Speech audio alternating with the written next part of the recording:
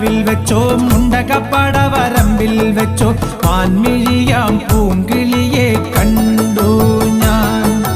കാട്ടു ചെമ്പക ചന്തം നല്ല നാട്ടുമഞ്ഞളിൽ ഗന്ധം കണ്ടപ്പോൾ തൊട്ടേ കണ്ണിൽ കണ്ണായി നിന്നവളെ കണ്ണാടിപ്പൂവേ.